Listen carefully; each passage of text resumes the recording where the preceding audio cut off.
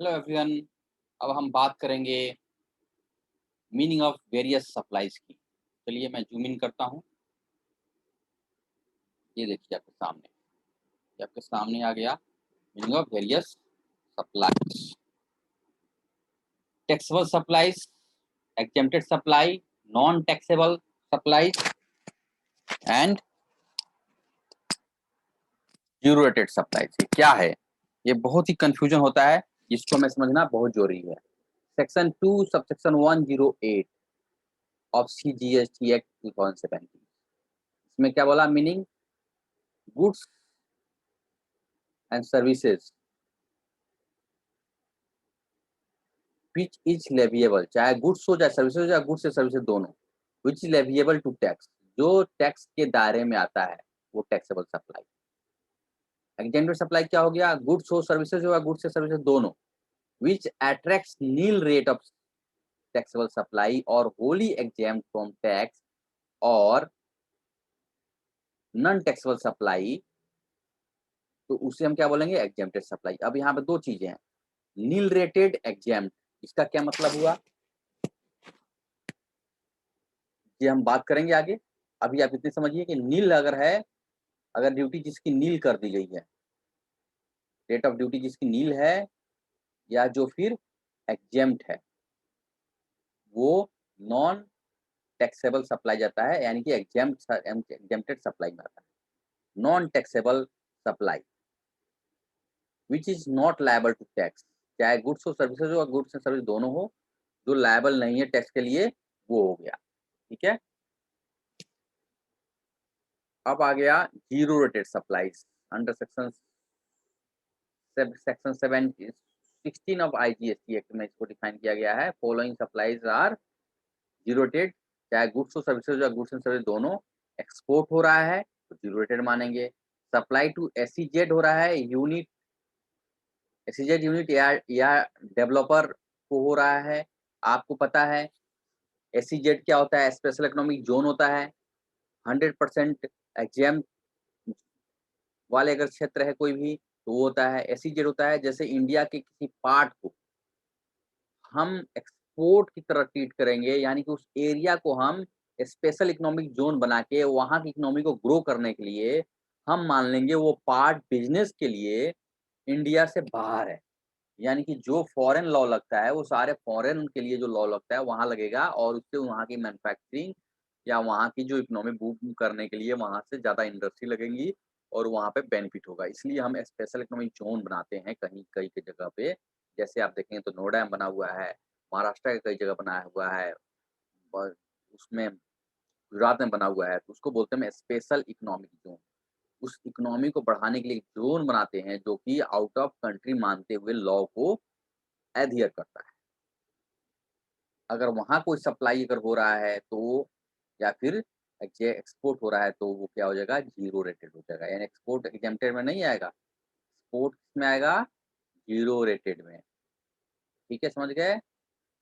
Non GST supply आपको पता चल गया, जो कि नॉन टैक्सेबल सप्लाई, जो कि टैक्सेबल नहीं है। अब goods not liable to tax, जो टैक्स में नहीं है, नॉन GST आइटम है, वो क्या है? Alcoholic liquor for human consumption, petroleum, crude oil, diesel, aviation fuel fuel and natural gas, ये सारे अब क्या हो गए? नॉट लायबल टू टैक्स में आ गए। समझ गए? अब मीनिंग ऑफ एग्रीगेट टर्नओवर की बात करेंगे। यहाँ कोई कंफ्यूजन? नील और एग्जेम्प्टेड बात करता हूँ, जहाँ पे ड्यूटी को नील कर दिया गया है, यानी कि जहाँ रेट का शेड्यूल होता है वहाँ पे ड्यूटी को नील की लिखा हुआ है, वहाँ पे टैक्स रेट नहीं दिया गया, वो नील रेट ऑफ ड्यूटी होता है। भले ही वो प्रोडक्ट एग्जेम्प्ट नहीं है, यानी कि उस पर GST है, लेकिन रेट को नील करके हम वहाँ पे कर दिए हैं। एक होता है कि जो एग्जेम्प्ट कर दिया गया गुड्स को, तो जब एग्जेम्प्ट करते हैं तो ये पार्लियामेंट के थ्रू एग्जेम्प्ट होता है। नील रेट ऑफ ड्यूटी कभी भी तुरंत आपको नोटिफिकेशन के थ्रू नील रेट को हटा के ड्यूटी बढ़ा लगा के उस पे आपको चार्ज कर सकते हैं। तो थोड़ा सा कॉम्प्लिकेटेड होता है एग्जेम्प्ट वाले गुड्स को टैक्सेबल बनाना, लेकिन नील रेटेड को हम जल्दी बना देंगे। तो गुड्स को आपको दायरे में कम समय के लिए दायरे में हटाने के लिए रेट को हम नील कर देते हैं, अगर आपको गुड्स लगता है कि नहीं यार एग्जेम्पशन के बेसिस पे है, जैसे एग्रीकल्चर प्रोडक्ट हो गया, तो हम वहाँ पे एग्जेम्प्ट कर देते हैं कि आने वाले दिनों में हम उसकी एग्जेम्पशन भी रखने वाले हैं, तो हम उसको एग्जेम्प्ट करते हैं। As per section 2 subsection 6 of CGST act, aggregate turnover means aggregate value of taxable supplies, exempt supplies, exports, interstate supplies, ये सब को जोड़ देंगे तो हम एग्रीगेट टर्नओवर होगा। यानी कि किस तरह का कोई भी सप्लाई अगर हुआ है उस सेम पैन नंबर पे, चाहे वो ऑल ओवर इंडिया में कहीं पे भी हो, तो यहाँ जीएसटी की बात नहीं कर रहा है, सेम पैन की बात कर रहा है। यानी कि एक पैन पे अगर 4 आपने जीएसटी ले रखा हो, तो चारों में जो सप्लाई हुए होंगे सबको जोड़ लेंगे। पैन कर रहा है, यहाँ पे ध्यान देने वाली बात है, पैन कर रहा है परमानेंट अकाउंट नंबर, यानी जो इनकम टैक्स में आपको पैन मिला है उसको पे जो भी जीएसटी नंबर लिए गए होंगे जितने भी, उस पे ये सारा ऐड कर लेंगे तो एग्रीगेट टर्नओवर माना जाएगा। But excludes invert supplies which is taxable पर payable by the reverse charge basis, CGST, AGST, GST एक सब इस तरह से इनको एक्सक्लूड कर दिए हैं हम किससे, गुड्स से। Invert supplies which taxable is payable किया है, तो इस तरह से आप यहाँ पे। हाँ दोस्तों, अब बात कर रहे थे हम invert supplies on which the taxable is payable, exclude कर रहे हैं हम कहाँ पे, मीनिंग से, किसके मीनिंग से, हम एग्रीगेट टर्नओवर के। Invert supplies tax which is payable by a person on reverse charge basis, reverse charge basis पे अगर आपका कोई इनवर्ट सप्लाईज हुआ है तो वो हम हटा देंगे, और CGST AGST का जो पेमेंट होता है जो आपका चार्ज की गई होगी वो हटा देंगे, यानी कि उसके हटा के हम इस पे कैलकुलेशन करेंगे। ठीक है, एक क्लियर है। टर्नओवर कैसे निकालेंगे एग्रीगेट टर्नओवर, अब आते हैं बात करते हैं। GST on sale of flats and buildings, ये बात करते हैं, बहुत ही इंपॉर्टेंट पार्ट है ये। चलिए इस पे हम डिस्कस करते हैं। बिफोर ऑब्टेनिंग कंप्लीशन सर्टिफिकेट, यहाँ देखिए पॉइंट नंबर 9 पढ़ रहा हूं मैं यहाँ पे। Before obtaining completion certificate first occupation which ईवर is earlier, पहला कह रहा है कि कंप्लीशन होने से पहले या ऑक्यूपेंसी कोई आदमी उस घर में नहीं रह रहा है जो पहले हो जाए, तो क्या होगा, आफ्टर ऑब्टेनिंग कंप्लीशन सर्टिफिकेट, और या फर्स्ट क्वेश्चन है, यानी कि ऑब्टेनिंग कंप्लीशन सर्टिफिकेट ले लो या फिर ऑक्यूपेंसी दे दो किसी को उसके पहले। जीएसटी इम्प्लीकेशंस क्या होंगे, नेचर ऑफ ट्रांजेक्शन क्या होगा। ए नंबर पॉइंट, कंसिडरेशन रिसीव्ड, अगर बिफोर ऑब्टेनिंग सर्टिफिकेट से पहले या फर्स्ट ऑक्यूपेशन, मान लो एक टावर बन रहा है, टावर में 50 फ्लैट्स है, तो या तो फ्लैट्स 50 फ्लैट बन गया, गवर्नमेंट ने जो अथॉरिटी है, अथॉरिटी ने आपको कंप्लीशन ऑफ सर्टिफिकेट दे दिया, एक तो ये प्रोसीजर हो गया, या फिर नहीं भी मिला है लेकिन आपने किसी को पोजीशन दे रहा है, दे दिए आप, उसमें किसी एक फ्लैट में कोई पहला आदमी रहने आ गया, इस दोनों से पहले अगर आपने कंसिडरेशन ले लिया तो पेबल पेबल हो जाएगा जीएसटी, यानी कि not excluded from supply, supply से इसको बाहर नहीं कर सकते, हम इसको जीएसटी एप्लीकेबल मानेंगे। नेचर ऑफ ट्रांजेक्शन को क्या मानेंगे, वर्क कॉन्ट्रैक्ट के ट्रांजेक्शन को वर्क कॉन्ट्रैक्ट सर्विसेज मानते हुए हम इस पर टैक्स लगाएंगे। बी, बिफोर ऑप्टेनिंग सर्टिफिकेट में तो कुछ नहीं होगा, यहाँ पे अगर कंसेशन रिसीव कर लिया आप, अगर आपने ऑप्ट कर लिया कंप्लीशन सर्टिफिकेट फर्स्ट ऑक्यूपेंसी या दोनों से पहले जो हुआ था वो, उसके बाद आपने कंसेशन ले लिया, तो ये शामिल नहीं होगा जीएसटी में, यानी कि जीएसटी नहीं मानेंगे।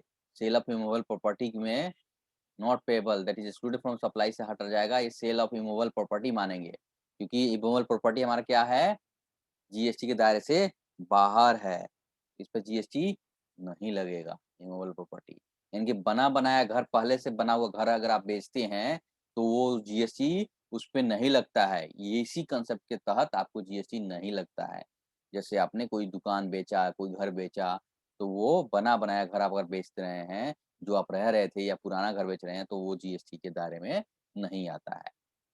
आपने अब दूसरा कंडीशन क्या हो सकता है, पार्ट तो पहले ले लिया, पार्ट बाद में लिया, तो पेबल ऑन इंटायर कंसिडरेशन, अगर पहले 1 रुपया भी ले लिया तो उसको हम वर्क कंट्रैक्ट मानते हुए पूरे पे टैक्स लगाएंगे, पूरे पे जीएसटी लगाएंगे। तो इसका खास ध्यान आपको देना होगा। मीनिंग ऑफ, यहाँ पे एक सवाल उठता है, मीनिंग ऑफ वर्क कॉन्ट्रैक्ट क्या होता है? Work contract is a contract involving transfer of property in goods as well as the supply of services in relation to the immovable properties against the single transaction. Single transactions में दोनों चीज हो रहा है, supply कर रहे हैं services का भी और गुड्स का ही। जैसे घर बनता है तो वहां पे दोनों चीज लगती है, सर्विसेज भी लगती हैं और गुड्स भी लगता है। तो उसको बाइफरकेट करना बड़ा मुश्किल होता है कि कितना पार्ट सर्विसेज का है, कितना पार्ट गुड्स का है। तो उसको हम बोलते हैं वर्क कॉन्ट्रैक्ट। अर्लियर इंडायरेक्ट, पहले इंडायरेक्ट केसेस में क्या होता है, इंडायरेक्ट टैक्स में क्या होता था?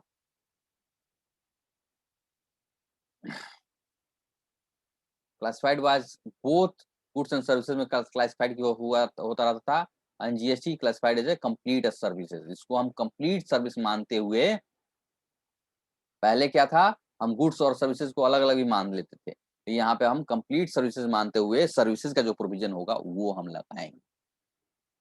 अब आते हैं, बात करते हैं जॉब वर्क की। 11 नंबर पॉइंट पढ़ रहा हूं मैं यहाँ पे, meaning of job work. Job work carrying out any process on the goods belonging to other registered person, the word job worker shall be construed accordingly। आप जॉब वर्क ऐसे समझते हैं, जैसे आपने कोई टेलरिंग करवानी है, अपनी अपनी कोई स्टिचिंग करवा रहे हैं कपड़ा, तो आप क्या करते हैं, अपने आपने कपड़ा परचेज किया और उसको ले जाके जो भी टेलर मास्टर है या बुटीक वाले हैं उनको आपने दे दिया, वो बना दिए या बना दी।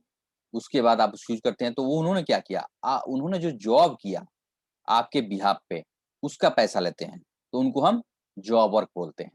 इसी तरह से जैसे आपने बिजनेस के केस में देखूं तो कई से मशीनें होती हैं जो कि जाती हैं कहीं पे बनने के लिए, कोई जॉब वर्क कराते हैं तो उसके लिए, जैसे मान लो मैन्युफैक्चरिंग कंपनी है, जैसे मान लीजिए कि एप्पल है, एप्पल क्या करते हैं, अपनी बैटरी खुद नहीं बनाती, चाइना की कोई और कंपनी है वो बनाती है, तो उसने क्या कर दिया, जो बनाती है कंपनी के बिहाफ पे वो क्या हो गया, जॉब वर्कर हो गई। अब जॉब वर्कर में आप मटेरियल सप्लाई वो करता है नहीं करता है ये अलग मैटर है, लेकिन जॉब वर्क किसी के बिहाफ पे, किसी के ऑर्डर पे जो कोई काम होता है उसको हम जॉब वर्क करते हैं। ठीक है, ये हम तो डेफिनेशंस के कुछ पार्ट्स हमने यहाँ पे क्लियर किया।